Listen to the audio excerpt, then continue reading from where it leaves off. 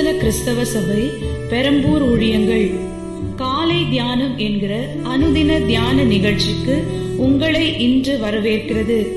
இந்த சுருக்கமான வேதாகம போதனையை ஜெபத்துடன் கேட்பதின் மூலம் தேவன் உங்களை ஆசீர்வதிப்பாராக. ஷாலோம். நம்மை அவரது மனவாட்டியாக தெரிந்து கொண்டு அவருடைய சமூகத்திலே நாம் மறைந்திருக்கும்படிக்கு நமக்கு ஸ்லாக்கியம் தருகின்ற நல்தேவன் நமது இனிமை மனவாளர் இம்மானுவேல் கர்த்தராகிய கிறிஸ்து இயேசுவின் மகத்துவம் உள்ள மாசிறந்த வல்ல நாமத்தில் உங்களுக்கு எங்களது காலை நல் வாழ்த்துதலை தெரிவிப்பதில் மிகுந்த மகிழ்ச்சி அடைகிறோம். கர்த்தருக்குள் பிரியமானவர்களே, நாம் நம்முடைய தேவனாகிய கர்த்தருக்குள் மறைந்திருக்கிற ஒரு வாழ்க்கை வாழும்போதுதான் நமக்கு பாதுகாப்பு, பராமரிப்பு, போஷாக்கு, உயர்வு வாக்களிக்கப்படுகிறது. அதை குறித்து இன்றைக்கும் நாம் சிந்திக்க கர்த்தர் நமக்கு அனுகிரகம் செய்வாராக. நம்முடைய காலை சிந்தனைக்கான தலைப்பு கர்த்தருடைய சமூகத்திலே மறைந்திருத்தல். வசன பகுதி 119 சங்கீதம் 114 வசனம். என் மறைவிடமும் என் கேடகமும் நீரே, உம்முடைய வசனத்துக்கு காத்திருக்கிறேன். பிரியமானவர்களே, இந்த வசன பகுதியிலே மறைவிடமும் என்ற வார்த்தையை நாம் இன்றைக்கும் சிந்திக்க கர்த்தர் நமக்கு கிருபை அளிப்பாராக. இந்த மறைவிடமும் என்கிறதான தமிழ் வார்த்தையினுடைய மூல எபிரேய வார்த்தை உன்னத பாட்டின் புஸ்தகம் 2 அதிகாரம் 14 வசனத்திலும் வருகிறது என்று சொல்லி நாம் கடந்த சில நாட்களாக சிந்தித்துக் கொண்டே வருகிறோம். அந்த வசனம் சொல்கிறது, கண்மலையின் வெடிப்புகளிலும் சிகரங்களின் மறைவிடங்களிலும் தங்குகிற என் புறாவே, உன் முகரூபத்தை எனக்கு காண்பி, உன் சத்தத்தை நான் கேட்கட்டும். உன் சத்தம் இன்பமும் உன் முகரூபம் அழகுமாய் இருக்கிறது என்றார்.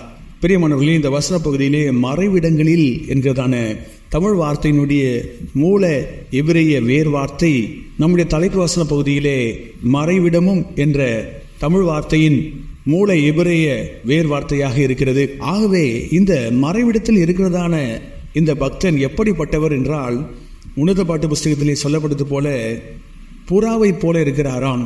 பிரியமானவர்களே, புறா என்று நாம் பரிசுத்த வேதாகமத்தில் எடுத்து வாசிக்கும் பொழுதெல்லாம் அது பரிசுத்தமான பறவை, பரிசுத்த ஆவியானவருக்கு ஒரு அடையாளமாக இருக்கிற பறவை. மேலும் இந்த புறாவானது பலி செலுத்தப்படுவதற்காக பயன்படுத்தப்படுகிற பறவையாக இருக்கிறது. மறைவிடத்திலே வாழ்கிற மக்கள் எப்படிப்பட்டவர்களாய் வாழ்கிறார்கள்? கர்த்தாவே, இதோ அடியேன், நான் உம்முடையவன், என்னையே உமக்கு பலியாக செலுத்துகிறேன் என்று சொல்லி தன்னையே அர்ப்பணித்து ஒப்பு கொடுப்பார். காட்டுப்புறாவை பலி செலுத்துகிறதான விஷயம் என்று வரும்பொழுது எல்லா மிருகங்களும் துண்டிக்கப்பட்டு பலி செலுத்தப்படும். ஆனால் இந்த காட்டுப்புறாவோ துண்டிக்கப்படாமல் முழுமையாக பலி செலுத்தப்படும். இது எதை குறிக்கிறது? நம்மையே முழுவதுமாக கர்த்தருக்கு 100% ஒப்பு கொடுக்கிறதை குறித்து சொல்கிறது. ஆம் பிரியமானவர்களே, நம்முடைய 100% அன்பிற்கும் அர்ப்பணிப்பிற்கும் நம்முடைய இனிய மனவளராகிய கர்த்தராகிய கிறிஸ்து இயேசு ஒருவரே பாத்திரராய் இருக்கிறார். ஆகவேதான் கொலோசியர் 3 அதிகாரம் 3 வசனத்திலே கிறிஸ்துவுடனே தேவனுக்குள் மறைந்திருக்கிற மக்கள் எப்படிப்பட்டவர்கள் அந்த வசனத்தினுடைய துவக்கம் சொல்கிறது, ஏனென்றால் நீங்கள் மரித்தீர்கள், உங்கள் ஜீவன் கிறிஸ்துவுடனே தேவனுக்குள் மறைந்திருக்கிறது. கிறிஸ்துவுடனே தேவனுக்குள் மறைந்திருக்கிற ஜீவியம் எப்படிப்பட்டதாய் முதன்மையாக இருக்கிறது? ஏனென்றால் நீங்கள் மரித்தீர்கள் என்று இந்த வசன பகுதியிலே பார்க்கிறோம். பிரியமானவர்களே, நம்மை நாமே கர்த்தருக்கு பலியாக செலுத்தி நாம் நம்முடைய சுயத்திற்கு மரித்த வாழ்க்கையை குறித்து பேசுகிறது. முழுக்க முழுக்க நாம் தேவனுக்குரியவர்களாக மாறிவிடுகிறோம்.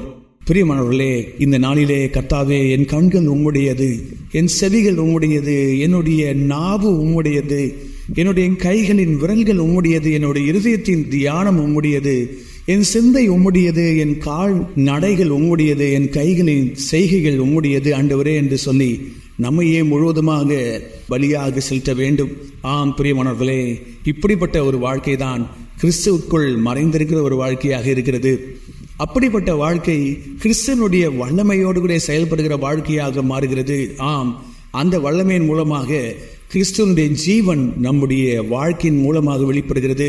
நம்மை சுற்றிலும் இருக்கிற மக்கள் நம் மூலமாக கிறிஸ்துவனுடைய ஜீவனை பார்க்கிறார்களா? கிறிஸ்துவை வெளிப்படுத்துகிற பாத்திரங்களாக நாம் விளங்குகின்றோமா? அது எப்போது சாத்தியமாகும்? நம்மையே கர்த்தருக்கு பலியாக ஒப்பு கொடுக்கும் பொழுதுதான் இனி ஜீவிப்பது நான் அல்ல, கிறிஸ்துவே என்னில் பிழைத்திருக்கிறார் என்று சொல்லி நம்மையே அர்ப்பணித்து ஒப்பு கொடுக்க வேண்டும்.